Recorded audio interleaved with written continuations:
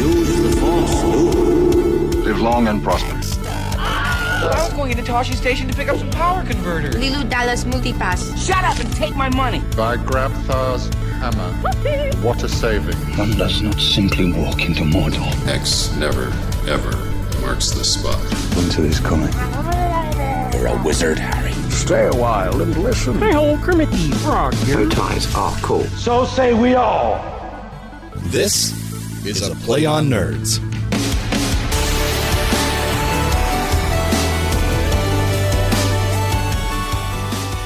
Ladies and gentlemen, welcome back to a very special episode of A Play on Nerds.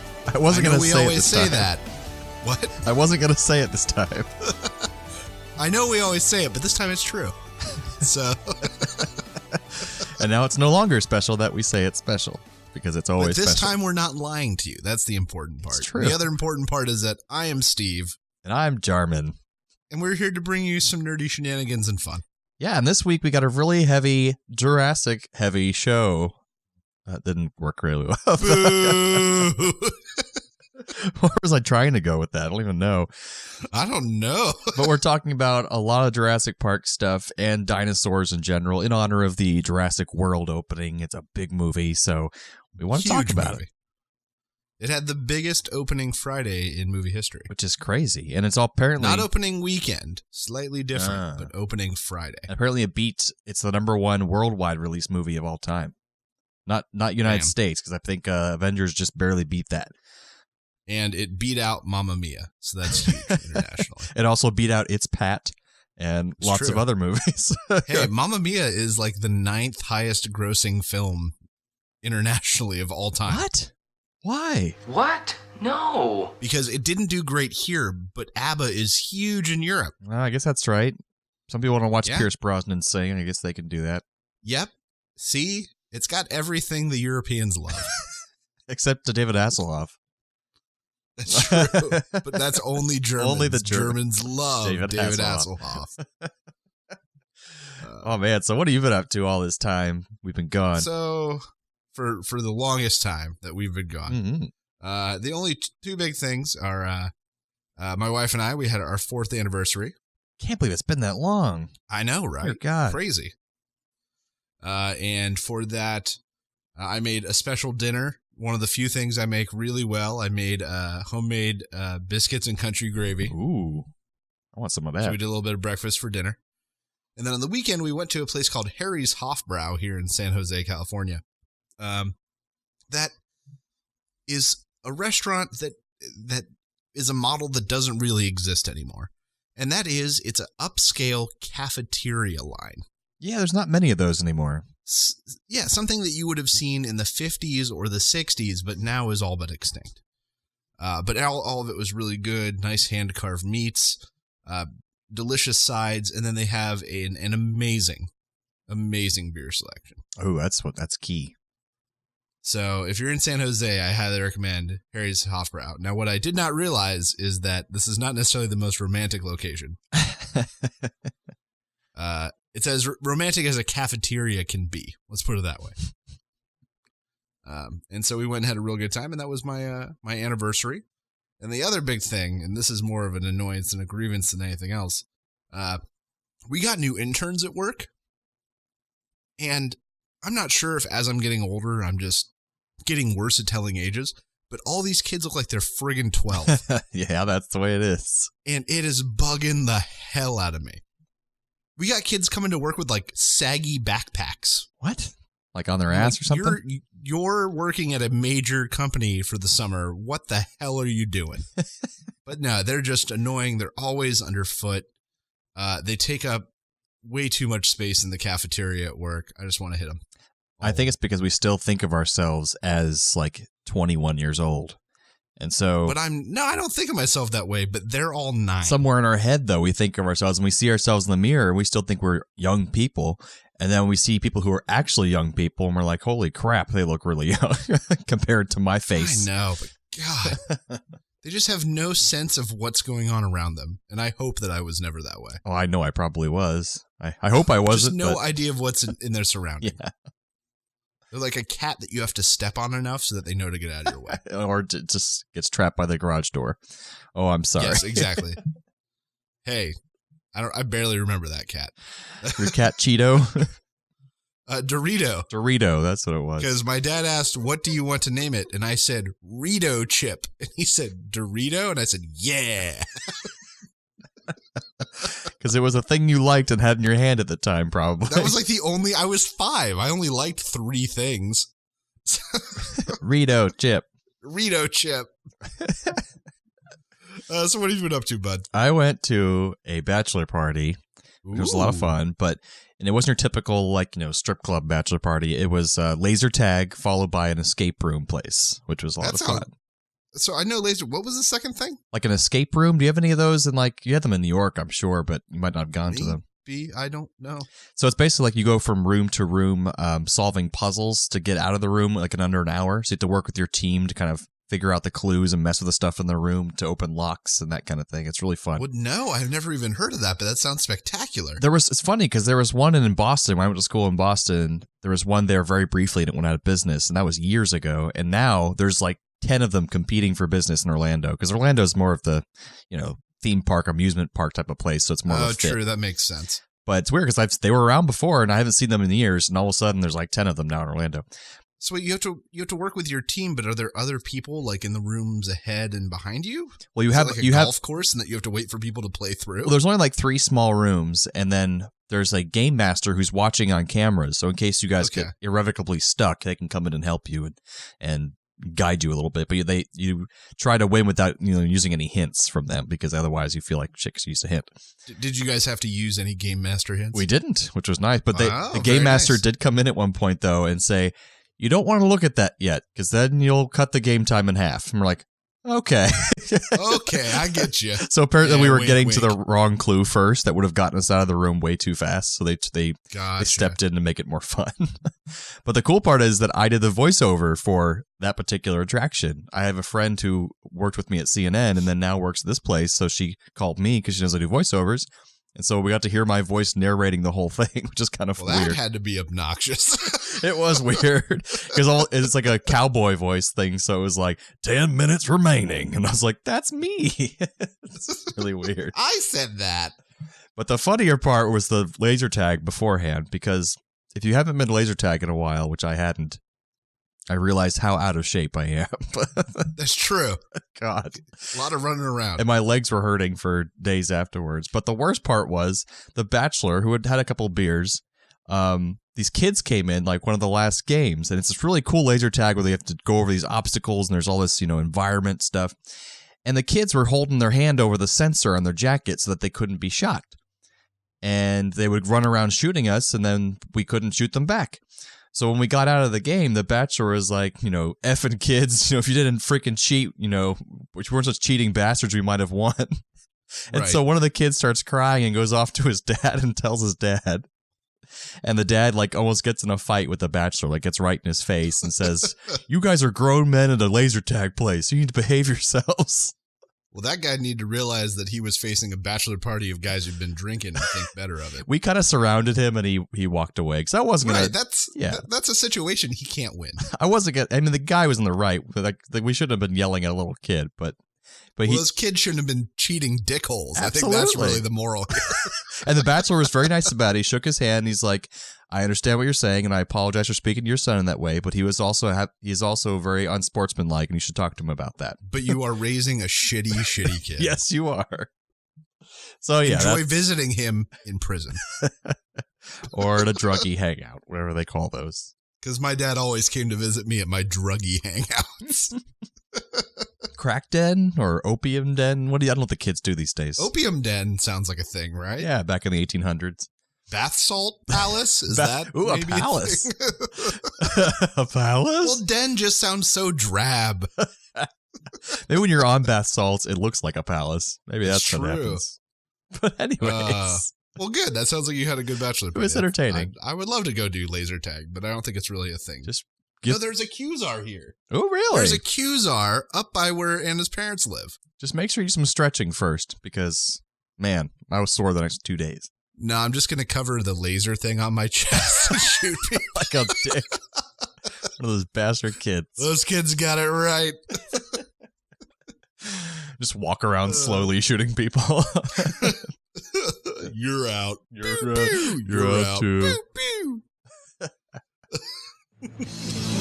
It's time for Nerdy News.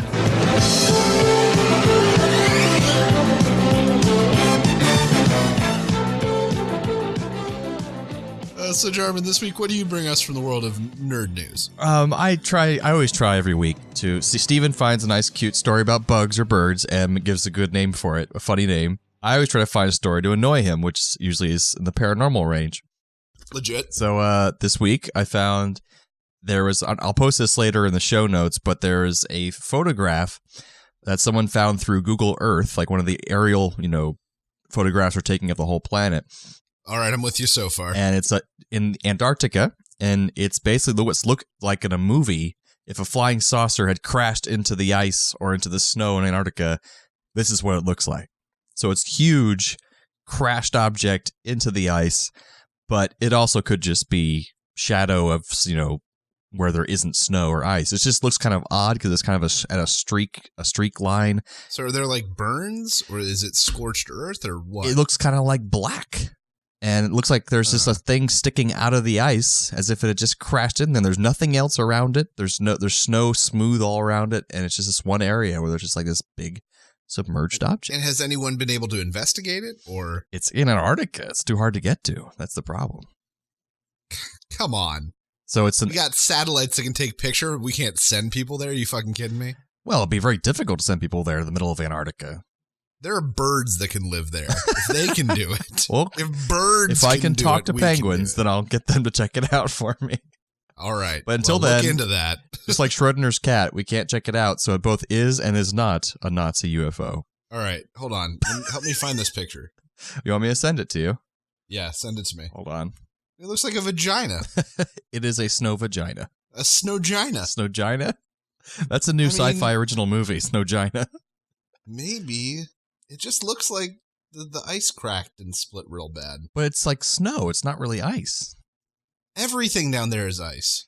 But it's random because why that one spot? And you look at the next picture down, like the bigger picture, and it's like everything else around is totally smooth.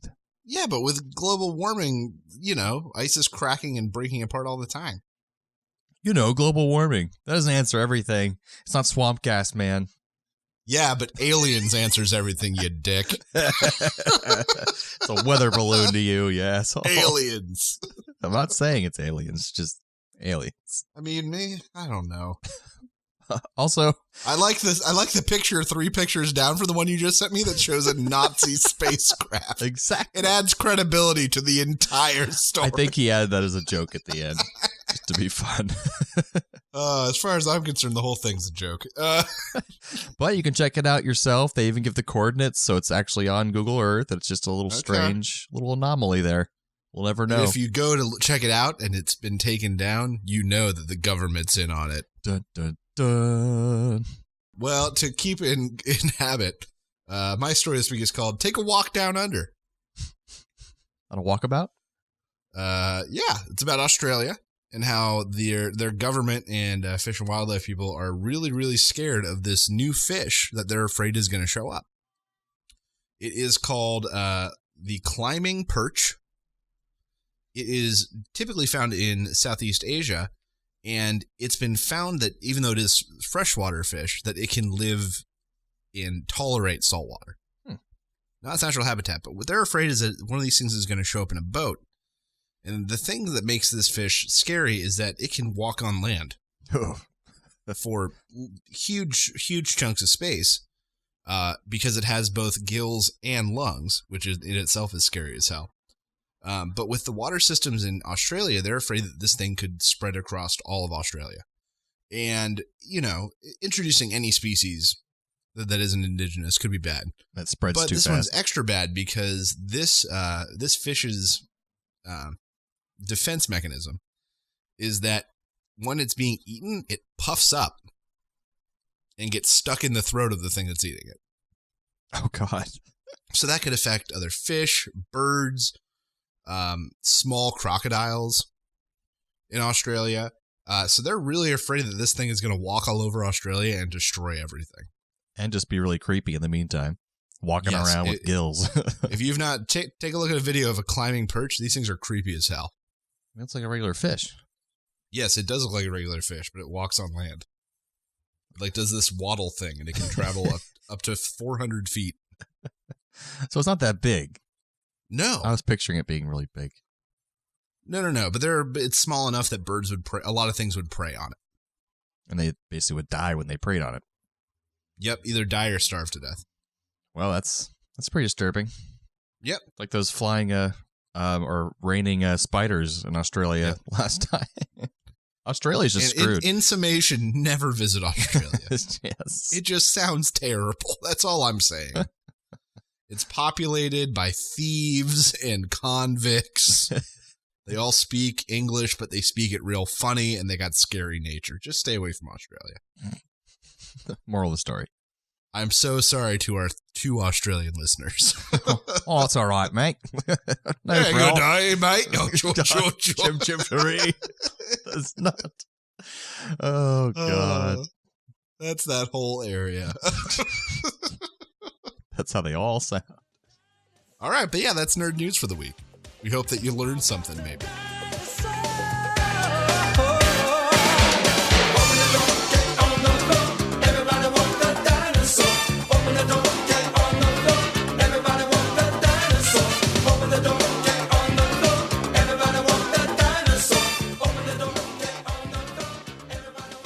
So what do you have some interesting facts, kind of a background on what we're going to be talking about, dinosaurs in general. So everybody loved dinosaurs as a kid. If you didn't, you were lame. Yeah, I had a great book on dinosaurs when I was a kid. Loved it. Oh, yeah. And like the Land Before Time movies and just everything about them is cool because they're so distant and long ago that you can basically imagine them as anything you want. Yes. So I've got some facts about real dinosaurs before we get into the genetically modified dinosaurs of Jurassic Park. So Colorado's nickname is the Stegosaurus state because the first Stegosaurus skeleton ever was found in Colorado. Nice. They were always my favorite as a kid too, Stegosauruses. I don't know why. Oh, they were for me, it was always Triceratops. Mm. Just always. And they could be pretty equal battle right there, Triceratops and Stegosaurus. Yeah, that's what they need to do. They need to bring back genetically modified dinosaurs and make them fight for my entertainment. Absolutely.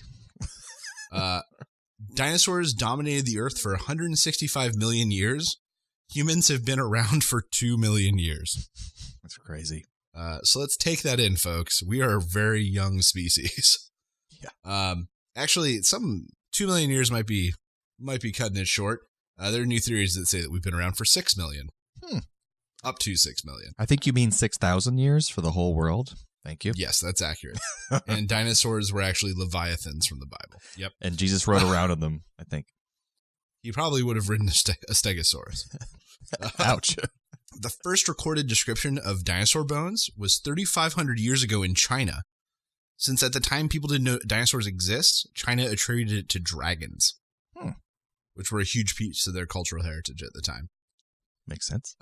The blue whale is bigger than any dinosaur that ever lived. What? Really? What? No. 108 feet long. The blue whale. So I guess I get the neck of a brachiosaurus and something would make it longer but not bigger than a blue whale, I guess. Right. Interesting. A newborn baby, fresh out, has a bigger brain than any dinosaur that ever lived. That's funny to think of. Dinosaurs swallowed rocks called gallstones. Yes. That sat in their stomach and helped them grind up foliage. A lot of birds and lizards have these same mechanisms where they eat small rocks. And that's actually in the novel of Jurassic Park, the original book. It is. Explaining why the Triceratops was sick, which we don't see why really in the movie. They theorize that it should be those little weeds that are poisonous, but they don't find it in the poop. Right. And the reason is that they were regurgitating them when they would eat them. Anyways, it was in the book. And it was because of the gallstones. Yeah. Stegosauruses had huge plates on their back, and they believe that they use those to regulate their body temperature. I thought you were going to say serve dinner. Sorry. Plates enough for everyone. No, but the idea being that they would turn the plates wide facing the sun to absorb heat. And then when they needed to cool down, they would face the sun so that the sun wasn't hitting the plates directly. Interesting. Yeah. Because apparently, and I just read this, scientists believe that most carnivores were warm-blooded and most herbivores were cold-blooded. Because carnivores had to be able to move fast to hunt prey. And a lot of time, they thought for a long time that all of the dinosaurs were cold-blooded, right? Or something like that. Right. Yeah. But they believe that well, as I said, most of the carnivores and many of the smaller dinosaurs were probably warm-blooded. But that's the best thing about dinosaurs. We don't know, so we can just make whatever we want. It's true. I'm pretty sure Stegosaurus's blood was made of cream cheese. It was delicious. That's what made it delicious. To all attacking predators. And then this little factoid is about how paleontologists just screw up sometimes. So the iguanodon had 2 giant thumb claws. Like huge thumb claws. But when they first dug it up, they only found one. So they're like, oh yeah, it must be a spike on the end of its nose. Oh. And it stayed that way for 40 years. That's really funny. Until they found another remains and found 2. And they're like, oh, that doesn't make sense anymore. Who's got 2 thumb claws and baffles scientists? This guy. There was a Elasmosaurus who they put its head on its tail. Oh, gosh. Like they thought its neck was its tail and its tail was its neck. That's really funny. That went on for a long time. Apatosaurus or Brontosaurus was one type of dinosaur with a different dinosaur's head on it. Yeah, weren't they for a while saying the Brontosaurus doesn't exist and there's nothing? But Brontosaurus just came back. It just had the wrong head on it, basically. Yeah. So Brontosaurus, what did exist, it was a separate dinosaur. It's just that the dinosaur that we thought was Brontosaurus for a long time was like a horrible Frankenstein monster. It's like a jackalope. Yes, a jackalope. But those are real. That's the difference. Jackalopes aren't real. Yes, they are. Rabbits then with why horns do I see on them? stuffed bodies everywhere? I don't know. No. In my theater professor's, office. That's creepy. Must be real. So yeah, some dinosaur facts to get your mind jogging as we jump into the main Jurassic Park discussion.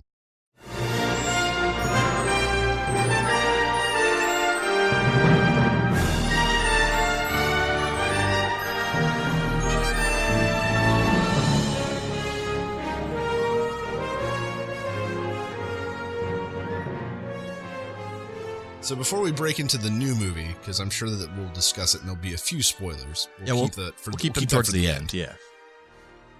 So let's go back and talk about the original Jurassic Park movie. So have you read Jurassic Park the book? I have not. I've read another Michael Crichton's books, but not that one. What Michael Crichton's have you read? I read the one. This is off topic. The Congo. I think I read that when I was much younger. Oh, I love Congo. I love the movie Congo too, but people hated that movie, but I liked it. Yeah, his books are always just so much smarter than the movie that is made of them. Yeah. Okay, so Jurassic Park, the original. The original. The movie that Steven Spielberg made the same year he made Schindler's List. Incredibly so, yeah. That was a big year for him. Yeah, and then he just took like 4 years off. He's like, well, I did well. I'm taking a break. Yeah. So did you go see Jurassic Park when it came out in theaters originally? I honestly can't remember because I'd seen it so many times. And I had the VHS cassette that I basically watched until it started falling apart. Yep. So I really don't remember if I saw it in theaters. That was, in fact, the first VHS cassette that I made my parents buy for me. Really? They had bought me other ones before that, but that was the first one I was like, I need to own this. I remember I did go to see it. I couldn't have been any older than 7 or 8, maybe 9. Well, wait. It came out in 93. 20 years ago, so I was 8. Yeah. Well, it came out in 93 and you're born in 86? So yeah, 7 or on the border of 8. Yeah. But I remember seeing the trailers and telling my mom and dad, like dragging them, we have to go see this the first weekend. And mom and dad just didn't understand. I said, Mom, Dad, this movie is going to change everything. And I was right. And I was right. It was really the first movie to bring computer animation to a realistic level. And just stayed that way. Like, there's so many worse movies that had bigger budgets that had, like, worse CGI. But I guess they took the less is more approach. And also, I was reading that not only they have also animatronics that they mixed in with the CGI, but they are apparently the guy Phil Tippett, I think his name was. He did all the stop motion animation for all like these dinosaur sequences that they didn't end up using, but they ended up using his stop motion as a reference for the CGI, which made it seem more real and feel more concrete. I thought that was a great thing that they did. Yeah, I remember them talking, seeing that interview and them talking about how he was like, so we're not going to use any of your stop motion. And he just didn't know what he was going to do on the movie anymore. He's like, I'm so sad. That was so much but they work. ended up using him basically on an advisor for all the films. Yeah. But just, yeah, you look at that T-Rex now and it still looks great. And apparently, my girlfriend was looking at some news report on this recently saying why it holds up so well is that apparently their newer CGI they use as some kind of blue filter, which they thought would always make it look grittier. But if you compare all this new CGI, it looks so much faker because of this blue filter they've been using for years at ILM and stuff ever since Jurassic Park. But that's why it just looks real. Even to today, it's 20-something years later, and it looks like a real dinosaur. Spectacular. Yeah. Yeah, it was also one of the first times that actors really had to act with things that weren't there. Yeah.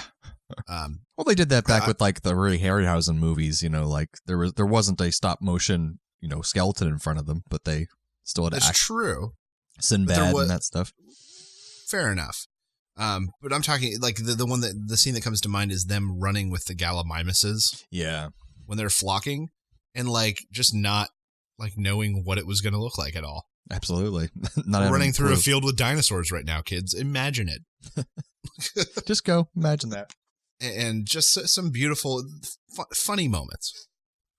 That seem legitimate. They don't seem forced. They just seem like they're clever moments too. The script was just, I must be biased by some nostalgia, but the movie seems so perfectly made, and you care about the characters just enough. They're all distinct enough, and people accuse apparently, Steven Spielberg of making very stereotypical characters. They're kind of like they follow a stereotype, but I don't know. It works for me. Whatever he did, yeah. And I think that a lot of that genuineness comes from Ian Malcolm. Jeff Goldblum. He kind of brings everybody down a notch when everyone's kind of inspired and everything. Yeah. And one thing, I think it was Spielberg talking about Goldblum in Jurassic Park, was that he's one of those actors that when he speaks, it genuinely sounds like he's never seen the line before. Yeah, his mind's racing, but he's thinking of it right then. That's what it kind of feels like. Every time he does a line, it seems authentic, and it's the first time. I would like to contest that. I would that's chaos theory. Life will find a way. Hence why I'm now sitting by myself, talking to myself. And also the creepy laughing, there's a whole, I will of course splice in right now that song that someone made out of that laugh. I know exactly what you're talking about. It's disturbing. So you two, dig up dinosaurs? Oh. Try to.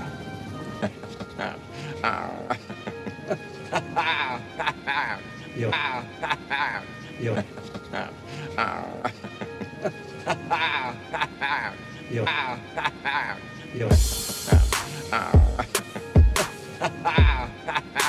Yo. Yo.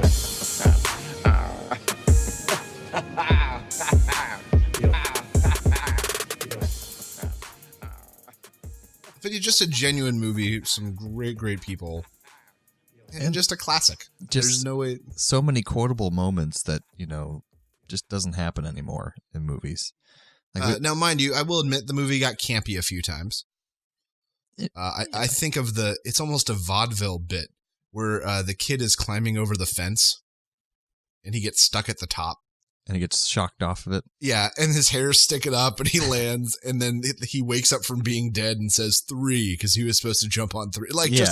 There are some very campy moments in that respect. Or even like great. with the car falling on them, but perfectly falling where they, won't get hurt. That's reminiscent of like, old 1920s silent film and then movies. it falls Yeah. and he says, "We're back." in the car again. Yeah, I mean, it's hilarious though. But that's just like the house falling on the Keystone Cops, you know, and they fall right, you know, right by the window, right through the window. Yeah. I don't know.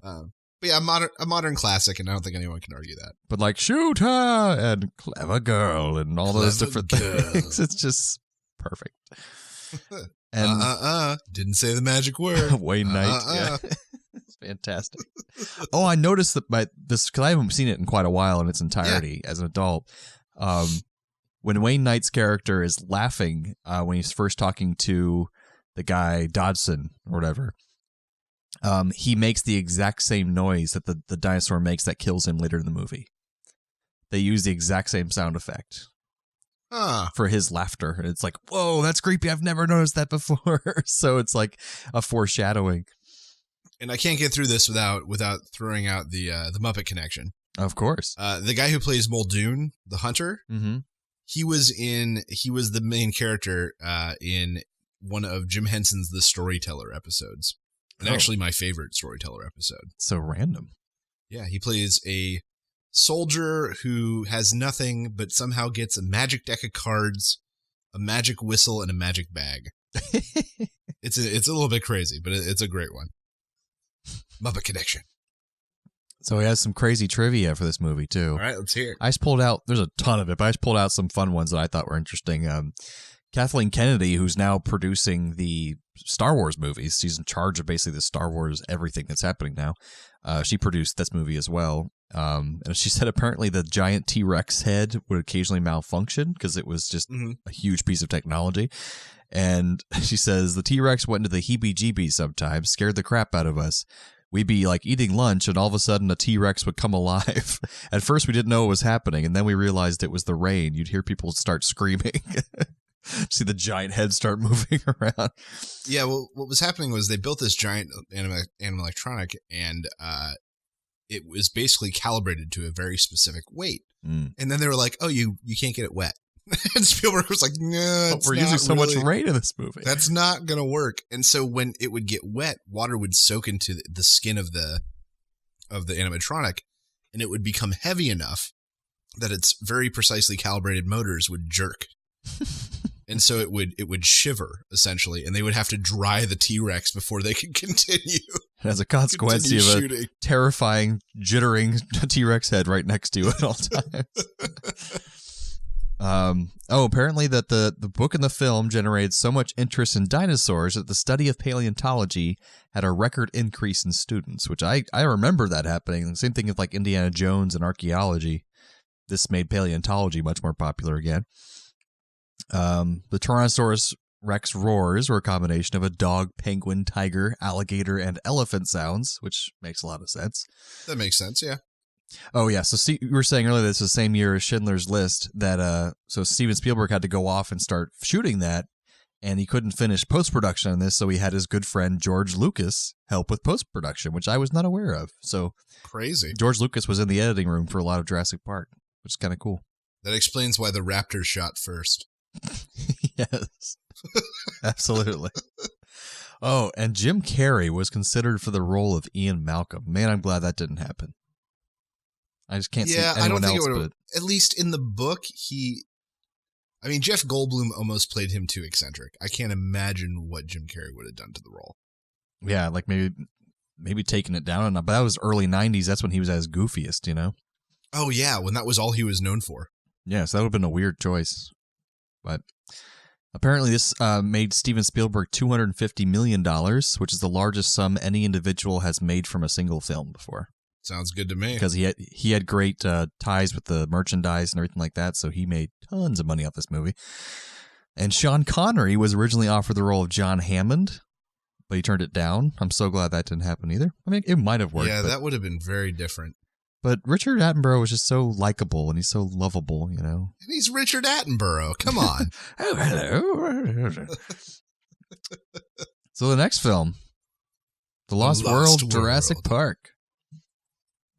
I think it's a great follow-up to a film that really couldn't be topped. True.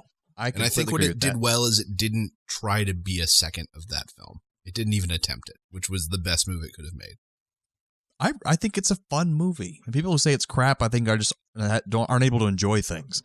It's like it was fun. I mean, it brings back Ian Malcolm, who was the best character in the first one. Let's just be honest.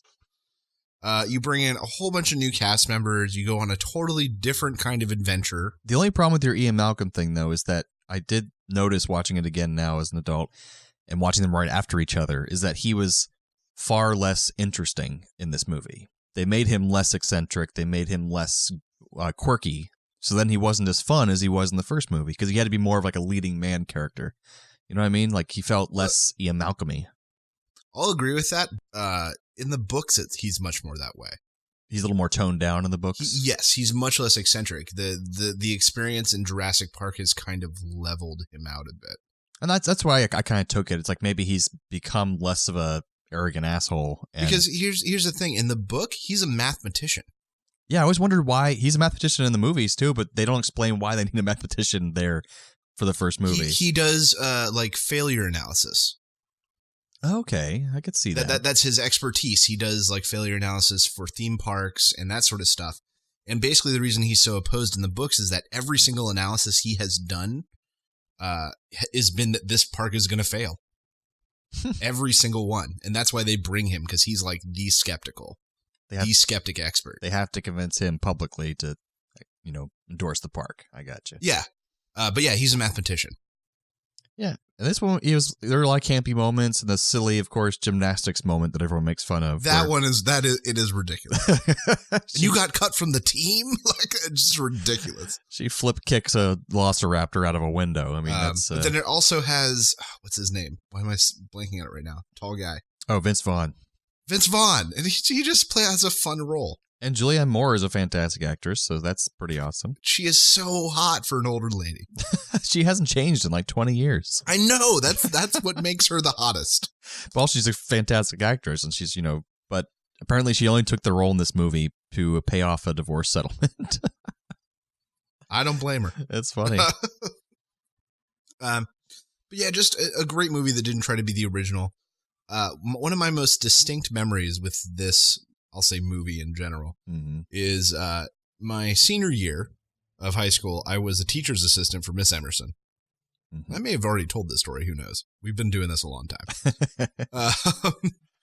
And one of her classes, her less advanced classes, had to do these book reports where they had to draw a picture of a scene from the book and write about why that was their favorite scene in the book. And someone did the Lost World Jurassic Park, and they drew the dinosaur crashing through the city. And it was like, my favorite part was this. It really showed how these animals would conflict with modern blah, blah, blah. I remember having to go to Miss Emerson and say, Miss Emerson, that didn't happen in the book. You need to have a discussion with that student. Because it doesn't. It was Nothing only even added for the remotely movie. close happens to that in the book. Yes. The dinosaur visiting the city in the end is for movie purposes only. I think I remember you telling me that right after you read the book. Yeah. Yeah, I remember just ratting that student the hell out. You didn't read the book. As someone who read it, I'm appalled. I mean, I like that scene, and that someone commented, I forgot where I saw that, but it was basically, it's like another short film tacked on to the end of this already complete movie. You know what I mean? Oh, yeah. And it's great and all, but no. No. But it was Sorry, fun. it didn't happen. It was. Another thing I really like about this movie, it stars what the hell is his name? Postlethwaite. Oh, Pete Postlethwaite? Pete Postlethwaite, who's now dead and gone. But he does a great job as sort of the big game hunter. And, you get to see a wide spectrum of dinosaurs that you didn't really get to see in the first film. And he's also great in The Usual Suspects, one of my favorite movies of all time. He plays Kobayashi, or whatever his name is. Oh, yeah. He's in the original Dragonheart and does a pretty fun job in that and is one of the better roles in what is overall a very odd and mediocre film. With Sean Connery as a dragon? Yes, with Sean Connery as a dragon. A Scottish dragon for no reason. My name's Drago.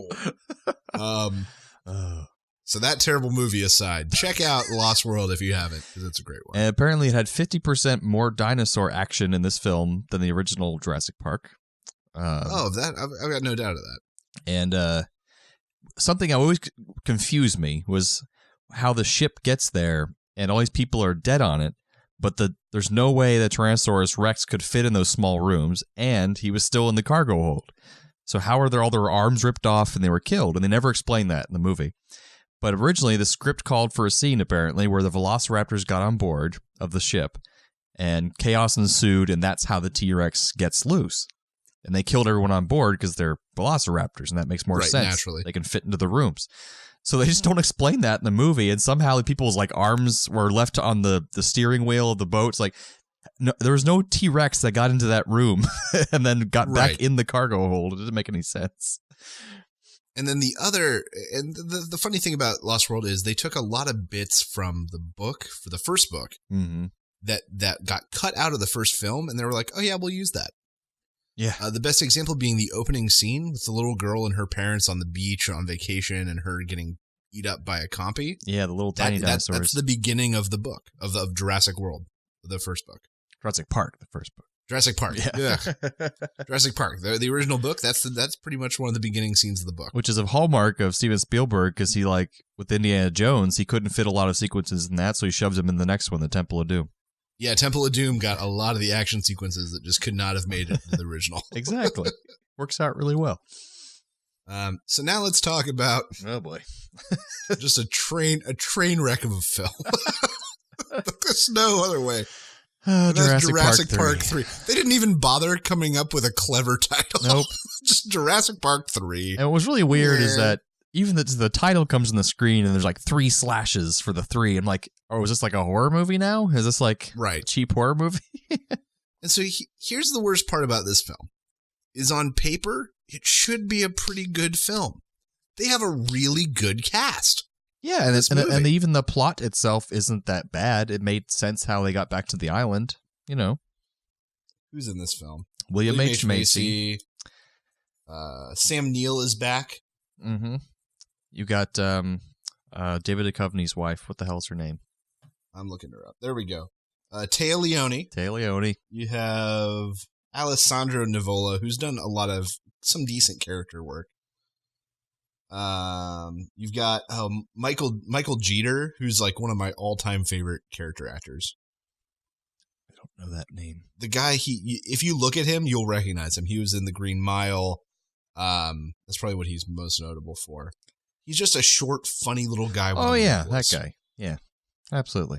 And just a great cast. On paper, this should be a perfectly fine film, and it just is not. It's like you don't care about the characters. And I think it's because it wasn't based off one of the books. It wasn't. It's true. No source material. I don't think the original writers were part of it. If they were, I mean, I'd be surprised. But it's just, man, there's just something missing. It's fundamentally missing. Yeah. Stepfather and kid end up getting stranded on the island of dinosaurs when their paragliding trip goes terribly wrong. They never really establish what happened. Yeah. So like just all of a sudden the boat has been shredded up by some dinosaur waiting in the middle of the water, I guess. Sure. Sure. Okay. Gladly. They get stuck on the island. The kid's there for 8 weeks. In that time, he's still pretty clean and his hair doesn't grow. Yeah. Which is a little bit somehow. Weird. This Rambo kid who's able to survive 8 weeks on a dinosaur island. And his divorced parents hire Sam Neill from the first movie to go and help get him back. Without him knowing, because he thinks he's just giving them a tour, but he's actually supposed to help them find their kid. And it's fun. One thing I will give them is they hire all these mercenaries to go with them, and they all die within like the first scene, which is pretty great. Right. Or they don't end up being what they say they are. True. And, you know, they introduce a new, bigger, scarier dinosaur, the Spinosaurus. They finally get into the flying dinosaurs, which is something from the first book. And that was a good scene. Yeah, that's very much to the first book, and just something that just didn't make it because it would have been too friggin' difficult at the time. Yeah. They rescue the kid. They stave off velociraptors. It doesn't make any damn sense. I mean, they try, and the story could have been good, but it wasn't. It could have. They failed. And strangely, it was directed by the same guy who did Captain America: The First Avenger. But that was a good movie. Unfortunate. I guess he learned since then. Yeah. I'm not doing another shitty movie like that. And this also has one of the worst infamous scenes in any Jurassic Park movie, which is you see Sam Neill waking up to someone saying his name. He looks over at the plane, and it's a raptor talking. Oh, the raptor. I totally forgot about that. Just so stupid. Alan. But also, apparently, the original script for Jurassic Park 3 was going to be about a group of teenagers trapped on the island. Right. Which, And that would have been interesting. at least a different take. It could have still been horrible, but it could have been interesting. I don't know. Yeah. But that's Jurassic Park 3. I mean... And just don't watch it. That's and honestly, the best advice I can give you. Looking this up, I couldn't believe that was 14 years ago when that came out. That's incredible. That happened. It seems like it wasn't that long ago. We had to live through that. Yeah. Anyways, it's forgettable, basically. Yeah, just forget it. Just ignore that it happened. I mean, I've seen worse movies, but it was just really just like a rehash and just unnecessary. It was just kind of, you didn't need it. It's also, I just realized it's the same guy who directed Honey, I Shrunk the Kids. Really? That makes me even sadder. Yeah. I would have known that. Honey, I Shrunk the Kids, The Rocketeer, The Pagemaster, Jumanji, October Sky, Jurassic Park 3. What went wrong? Nobody knows. I'm sorry, bud. You made a bad choice. And now, just to put it out there, we may be discussing some spoilers. We will. So if you haven't seen Jurassic World yet, maybe skip ahead, go to our trailer review section. But yeah, we're going to talk some Jurassic World now. As Jarman plays that soundbite that my wife hates. Yes. Spoilers! Spoilers!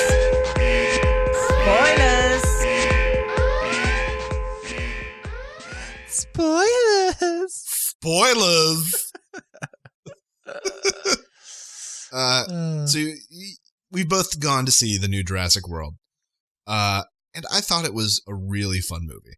It was. Fun is the best word I can use to describe it. Yeah. It knew what it was. Yes. And it did it pretty well. One thing that sort of bugged me is that they basically ignored the second and third films happened. And why do you say that? I didn't think they did.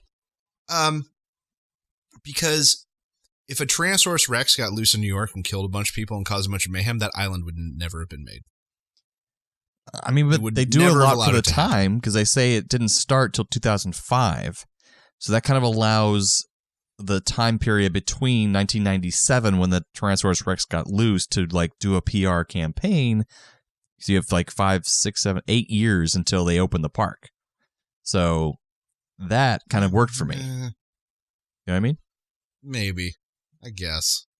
So it just doesn't seem realistic to me. Nothing directly contradicted the second and third movie. There wasn't anything that directly meant that they didn't happen. Okay, I'll give you that one. The one big issue I had with the film is that there were a lot of subplots that didn't seem needed and didn't pay off. Which ones? The parents getting divorced. Why was that necessary? It did seem like that was an extra layer that was not needed. You're right. It didn't really go anywhere. And it only really united the brothers at one point for one part of the film.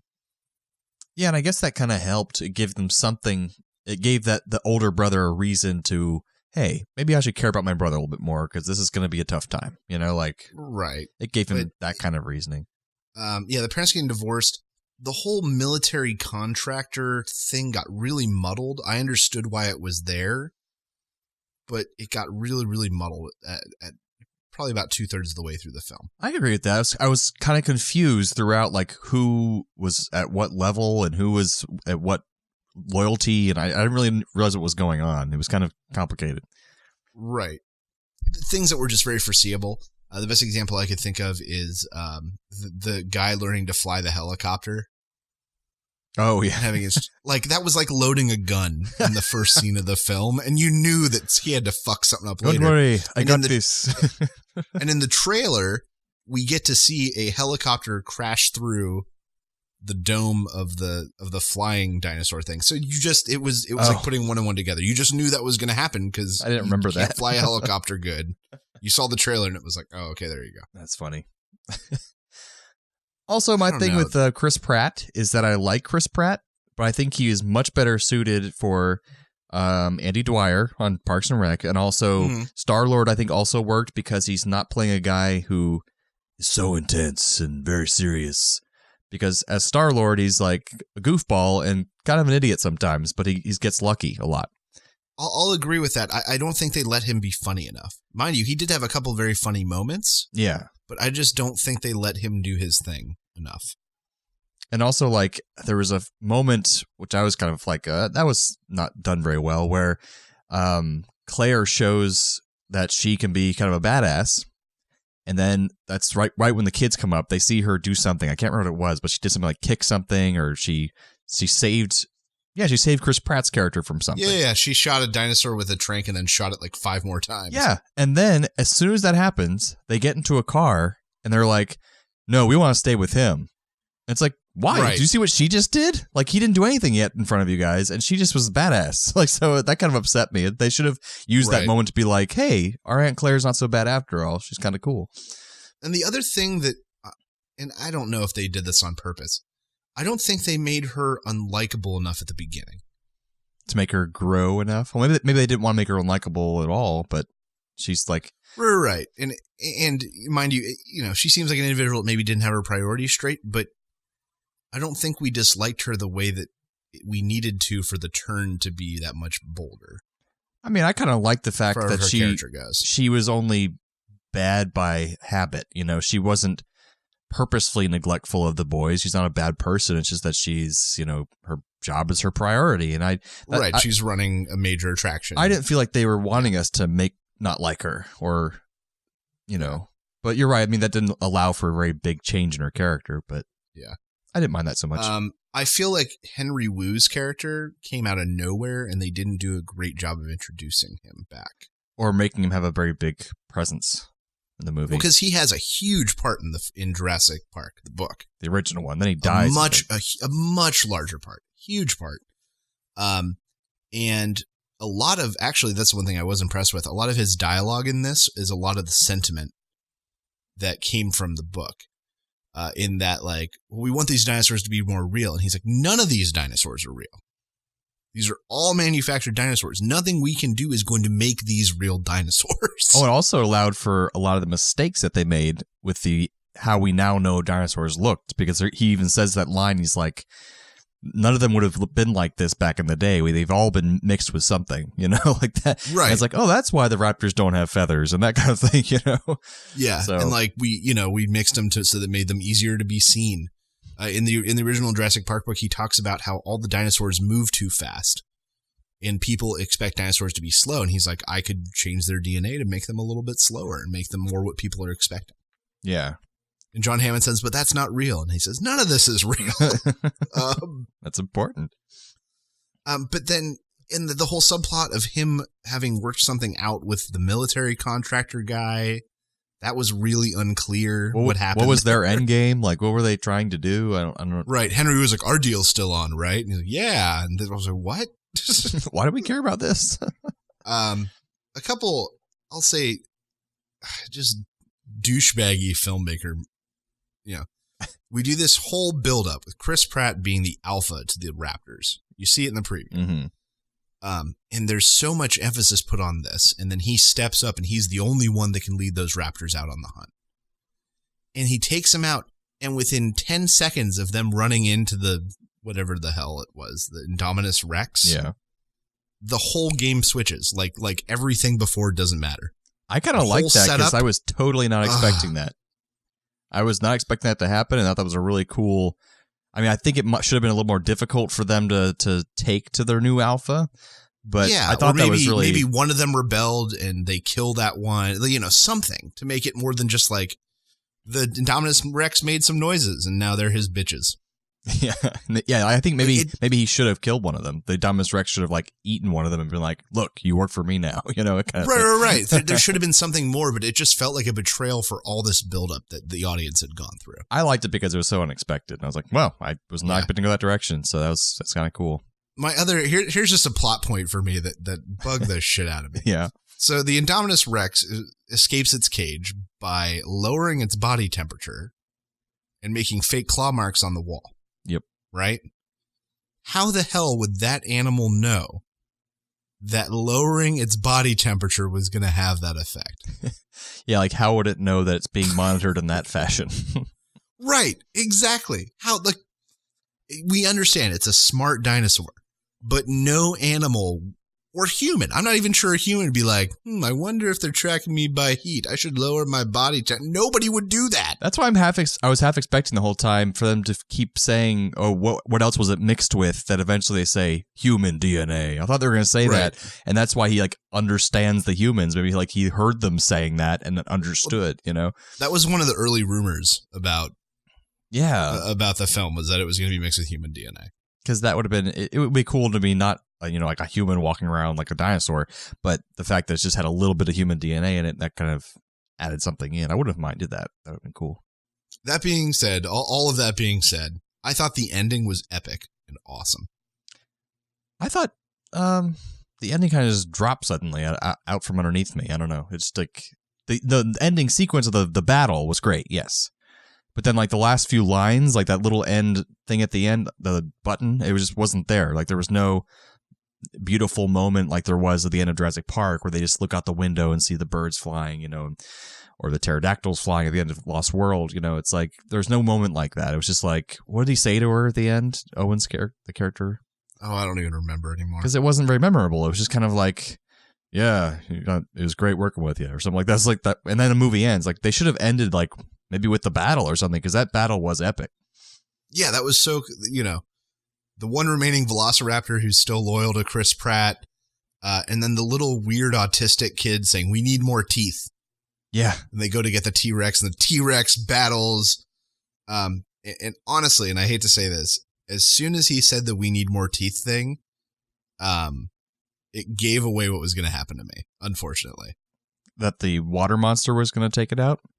Yes, because I'm a stickler for filmmakers loading guns in the first act. Mm-hmm. And when they went to go see the water show, the little kid was like, "That's a blah blah blah. It has 82 teeth, the most of any like something like that, the most of any dinosaur." And when he said we need more teeth, I was like, "That's the end.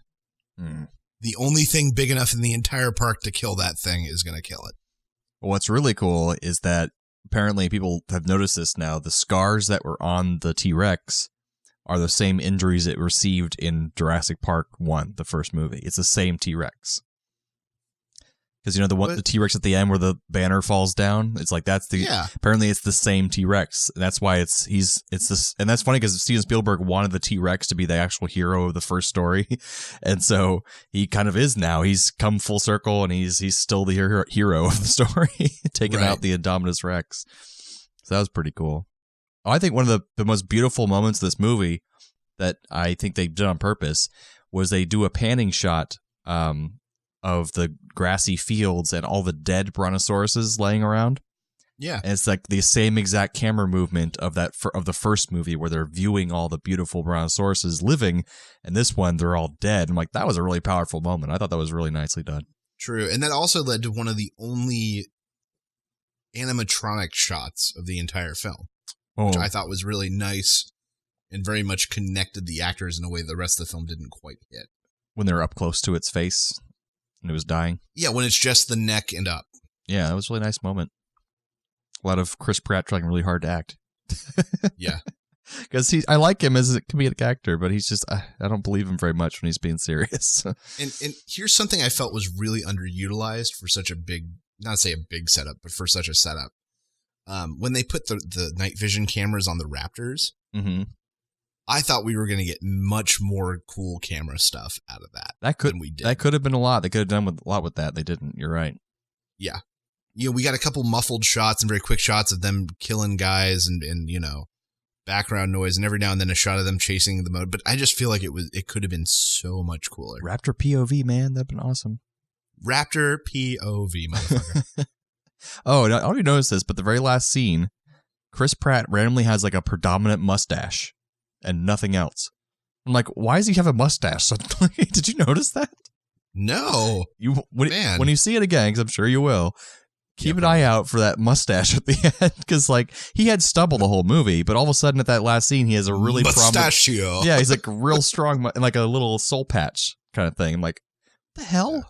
Where did that come from? It distracted me. Oh, that, and I feel like the British assistant got the death of someone we should have hated, and I didn't hate her. Yeah, they could have made her. She had like 2 lines. We didn't even know anything about her, except that she was going Right, to go to and a maybe bachelorette she was party. much more obnoxious in the original film. And they had to cut it or whatever. But I feel like, you know, in the first movie, Gennaro, the lawyer, yeah. You really don't like him. He's kind of weaselly, and he's that business guy, and you're setting out to like him, and he dies a guy that you don't like to death. On the toilet, yeah. On the toilet, because he ran away like a little punk. She had one of those deaths, but we didn't hate her, so we just felt bad for her. Like, geez, she was young. She had her whole life ahead of her. Yeah, she was hot and British and shit. Man. So, funny moment, I remember seeing this and thought it was ridiculous, and I was kind of like one of those comedic moment you might have seen in the original movie. Some guy, and he sees like the pterodactyls killing everyone around them, but he grabs his 2 margaritas before he runs inside. I totally saw that too. Oh my God, Turns that was out great. That is Jimmy Buffett.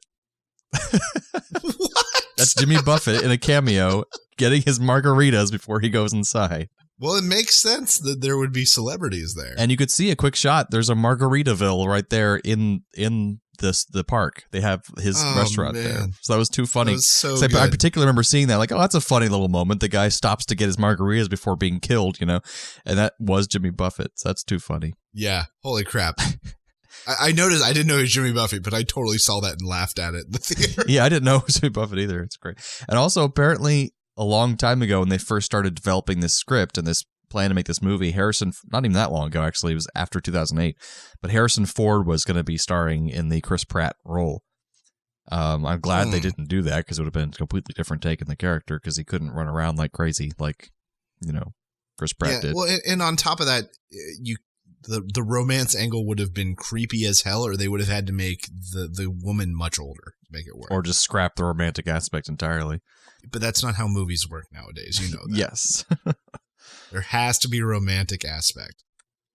And I know these figures are probably even outdated already, but it grossed $204.6 million during opening weekend. Became the second highest domestic opening of all time behind Marvel's The Avengers. Now, mind you, it had the most successful Friday of all time. Mm-hmm. The Marvel's opening counts Thursday and Friday showings. Yeah, even without that. For purely Friday, Jurassic World now has the record. It says, however, with a $511 million global opening, just the opening itself, it became the highest global opening of all time. This surpassed even the highest projections and best expectations of the studio and analysts' critics. However, Jurassic World did surpass the Avengers in per theater average. So that's something. Either way, it made a shit ton of money is what that means. Yeah. Everybody is just rolling in dough right now. That's what you need to know. I think Chris Pratt must be just overwhelmed with his sudden success. He's like, I don't know what to do with all of this. One thing I am proud that they didn't do is the older son, the older of the 2 kids, was girl crazy the entire thing, but they didn't give him a sudden love interest, which I thought was a very integrous of them. And you don't like him because he's got a girlfriend back home. The little jerk. Yeah. And the other thing I liked is that just like the original Jurassic Park, this had a lot of little funny moments that brought levity in times when it would have just been too intense. What was the hold my hand moment or something? I remember that. Yeah, the brace on his head. Guys, you buckle up. And they looked and there's no buckles. And she goes, well, hold hands. They both kind of stared at her incredulously. And then the little brother reaches out his hand. Yeah, hold my hand, please. Just a brilliant. That was really cute, funny too. Little thing. The one Chris Pratt moment that he really got to shine was when they're about to go into the jungle and Bryce Dallas Howard says, okay, fine. And she undoes her top and ties it in a knot around her waist and then rolls up her sleeves. And she puts her hands on her hips and he goes, I don't know what that's supposed to mean. Are you saying something with this? I don't get it. That was a really funny moment. But in times that otherwise just would have been too intense and too serene. And it made it have more of the similar feel to the first one, you know, in that way. Yeah. But the only problem is it didn't have all the little mini villains were not nearly as good as the first movie. They just weren't, because they, like you said, it was convoluted and it was very badly explained. And they were, and the worst part is that they were obviously trying to copy the original. Yeah. In that, like the subplot of Dennis Nedry is what fed into the main plot and made everything go wrong. Mm-hmm. The subplot of Alan Grant not wanting kids made him attaching to the kids that much more impactful. Mm-hmm. As opposed to this where it was like, subplot. Kids' parents are getting divorced, weird military contractor guy. Yeah. It just didn't drive the story the way that a good subplot should. Yeah. So those smaller moments could have used a little more work. But yeah. But still, very fun movie. Did a lot better than Jurassic Park 3 did. Yes. Accurate. I still might put Lost World over this one. I don't know. I don't think so. I think for me it goes Jurassic Park, Jurassic World, Lost World, Jurassic Park 3. And in that scale, Jurassic Park 3 is way, way below. Yes. Like, I don't mean, like, Lost World is so much of a better movie than Jurassic Park 3. I don't want people to think that I'm really comparing the two in third. They aren't that close. No, not at all. I think it goes Jurassic Park, Lost World. Oh, no, sorry, Jurassic Park, Jurassic World, The Lost World, Jurassic Park the video game, and then Jurassic Park 3. True. And then The Land Before Time, and then Jurassic Park 3. No, The Land Before Time, and then all 20 of the Land Before Time sequels. And then... Hey, one or two of those was tolerable. And then Jurassic Park 3. But yeah, I think in summation, Jarman and I are saying, go check it out. Yes, it's worth seeing. It's a good movie. It's a lot of fun. Fun is the word I'm just trying to spread all over this thing. Don't take it too seriously. It's a really fun movie. And that's Jurassic Park and the end of our dinosaur-ish conversations.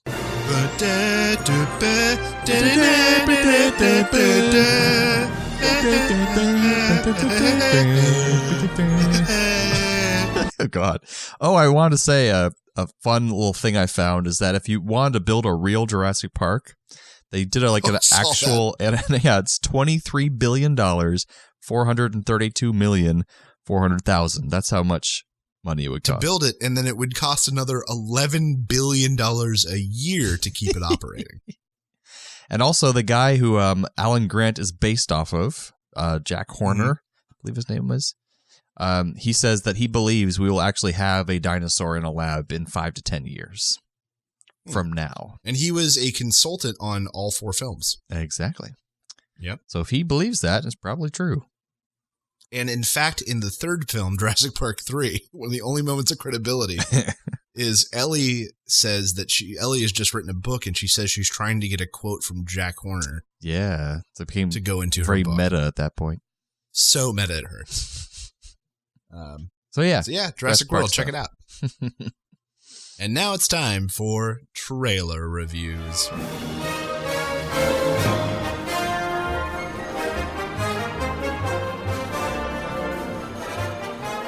Here at Play on Nerds, we have developed an interesting rating system to bring to you our ideas on the trailers we're about to review. At the low end of the scale, we have Burn It, where we think you should find every copy you can get your hands on and throw it into a barrel fire. Kill it with fire. And our next step is Drunk Watch, which means that, yeah, I'd watch this movie. It'd be entertaining if I was under the influence of some kind of substance of some kind. But if I was sober, probably not going to check this thing out. Nope, not going to see it. Next, we've got We'll See, which is maybe we just don't know enough about this movie to tell what the hell it's going to be. Could be good, could be bad, not sure. And our next category would be Get the Couch Ready, which means I'm definitely going to check this movie out at home. Wouldn't necessarily pay the big bucks to see it in theaters, but I'm definitely going to watch it at home, so get that couch ready. After that, we have Take a Look, where we are recommending for you, our viewers and listeners, to check out this movie and check out the trailer and tell us what you think about it. We wanted to see what you guys think. It looks pretty good, but we're not quite sure yet. Yeah, take a look. Yeah. Let us know. And for our final and best category, we have Shut Up and Take My Money. Shut up and take my money. This looks so awesome, we're gonna see it. That's where we cannot wait to give Hollywood bigwigs all of the money that we have earned at work to go see a film for $47. We're so excited, we just have to go see it. We don't have a choice. And that is our A Play on Nerds official copyrighted trademark system for rating our movie trailers.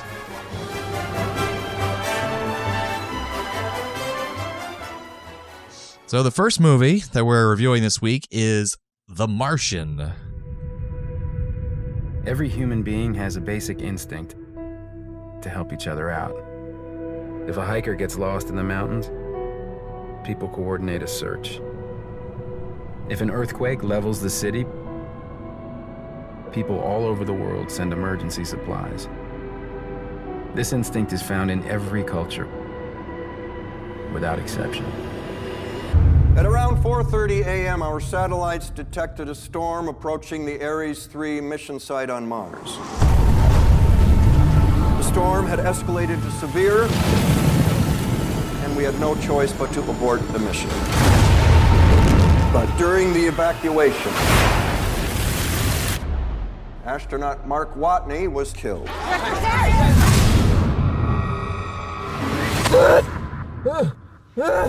I'm entering this log for the record. This is Mark Watney, and I'm still alive. Obviously. I have no way to contact NASA or my crewmates, but even if I could, it would take 4 years for another manned mission to reach me, and I'm in a hab designed to last 31 days. So, in the face of overwhelming odds, I'm left with only one option. I'm gonna have to science the shit out of this. Okay, let's do the math. I gotta figure out how to grow 4 years worth of food here, on a planet where nothing grows. But if I can't figure out a way to make contact with NASA, none of this matters anyway. Houston, be advised. We've got a video message. It's directed to the whole crew. Play it. Mein Gott. Mark Watney's still alive. Woo! In your face, Neil Armstrong. We left him behind. Let's go get our boy. This is something NASA rejected, so we're talking mutiny. And if we mess up the supply rendezvous, we die. If we mess up the Earth gravity assist, we die. It's space. It doesn't cooperate. I guarantee you that at some point, everything's gonna go south on you. And you're gonna say, this is it. This is how I end. Is it possible that he's still alive?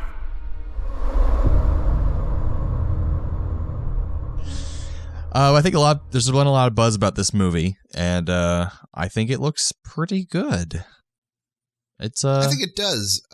I feel like they're showing a lot of the movie in the trailer, which is typically either a very, very good thing or a very, very bad thing. And that I don't know yet. Like that was all the good moments, or that the whole movie's just good. That's well, they showed us the entire plot of the film.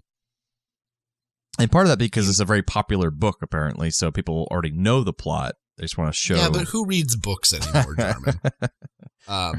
They've shown us the entire plot, exactly what happens. A sandstorm or something knocks him away. He gets stuck there in the lander. He's got to find a way to make 30 days of food and oxygen last for 4 years.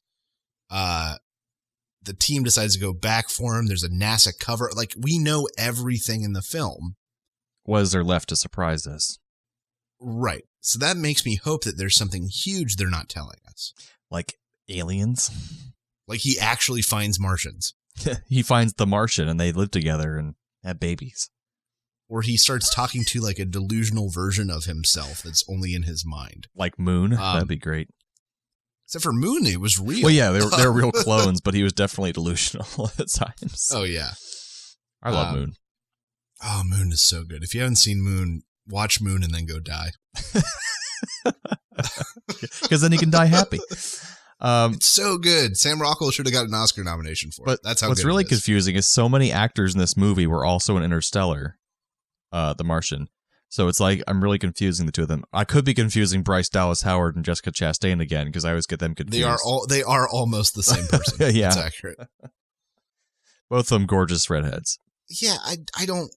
It makes me worried for the film. So I think we're on the same page here. I gave it a take a look.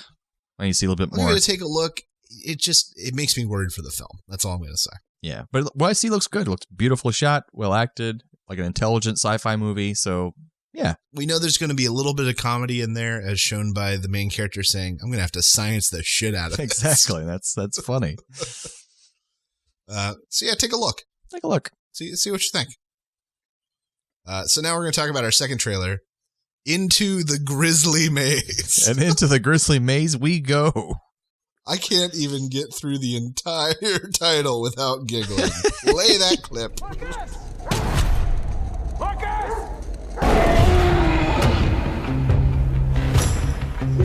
real mess. Couple bootleg cutters, or what's left of it. Yeah, it's a bear. Damn right it's a bear. A big, nasty son of a bitch. Lord have mercy. He's the best tracker I know. He's a butcher. Somebody's got to go after this thing. You deal with your brother. I'm coming with you. What are you up to? I was gonna go out to the Grizzly maze and pay respect to Dad. Gotta do this one alone. There's a killer bear out here. 3 people are already dead. This time, we stick together. The Grizzly maze. Even grizzlies can get lost down there. Bears are scared. Looks like they're all leaving the maze, like they're running from something. I think we got a problem.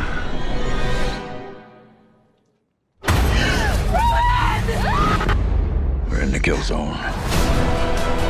When you see that bear, you kill it. Looks like your bear was tracking us. This ain't your average bear. This is a clever one. You gonna play tag with it? Our best shot. Too deep in the maze. It's back. This bear is not territorial or hungry. It's pissed off. When a grizzly gets angry, all of you taste the same.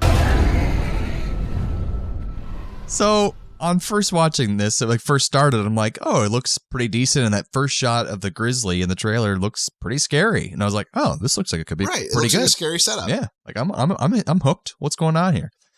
And then as the trailer goes on, it gets more and more silly, and the dialogue gets worse and worse. And the worst part is once again, this is a movie that on paper looks like it should be okay. Yeah. It has some good people in it.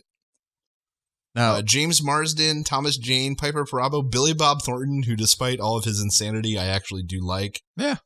Adam Beach, who's going to play a Native American, I'm assuming. Scott Glenn. There's just a lot of very good people in here. And it looks so bad. Basically, if you out there have seen the movie The Edge, which Steven and I saw with his father. I think it was just the three of us seeing that movie. I love that movie. I got the VHS of it. I watched. It was great. It was intelligent. There was a lot of philosophizing, and basically take all the intelligence and philosophy out of The Edge, and then you have this movie. See, I think it's Jaws with a bear. But with worse dialogue. You have like the hunter who's brought on board to hunt this thing because he knows best, but he takes along 2 concerned people, a local law enforcement official and his brother. Like, it's Jaws with a bear. Trying to be, yeah. It looks terrible and campy, but it looks like maybe one of those cases where a bunch of actors didn't know they were in a bad movie while it was being made. Or they had some like contract where they had to make one more movie with this company no matter what it was or something. That's true. But I would only give this movie a good rating if I knew that the bear turned out to be Bigfoot. But I don't think that's going to happen. I just want to throw out there that the bear is being played by Bart the Bear. Isn't that a popular bear? He has bear? his own IMDb page. Yeah, he's been in a lot of stuff, right? Yeah, I think there's only a handful of bears that you can get to do stuff on camera. Without a Paddle, Into the Wild, We Bought a Zoo, Zookeeper, Scrubs, The Unfinished Life, Dr. Dolittle 2. Yeah, he's been all over the place. He was in an episode. He was the bear in that episode of Game of Thrones. Oh, look at that! That was Bart the Bear. He gets around. So if anything, go see this movie for Bart the Bear is what we're saying. So what are you giving this movie? I'm going to give it a mix. I'm going to give it a drunk watch and then burn it. I'm surprised. Get drunk, watch it, and then once you're finished, just burn it. Just get rid of it. See, like I actually gave it a burn it just because if it was no recognizable actors, it would be bad enough for me to want to watch it, a drunk watch it. But since they're good actors in it, they're going to be trying too hard, and it'll be good enough to not be bad enough. Does that make any sense?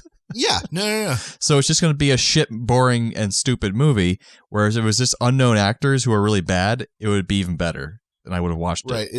It's terrible watching people that you mildly respect destroy their careers. It's really what it's like saying. Watching Marlon Brando rub shit on his face. I don't know. I don't want to do that. That's true. But some people pay extra for that sort of thing. Yeah, there's shit on my face right here. Yeah, it's just shit on my face. It'll be beautiful. I didn't learn my lines. Suddenly turned into Orson Welles. I didn't learn my lines. It's almost droopy there. Nobody, I resent that remark. nobody cares. I'll just be over here. Boo, boo, bee, boo.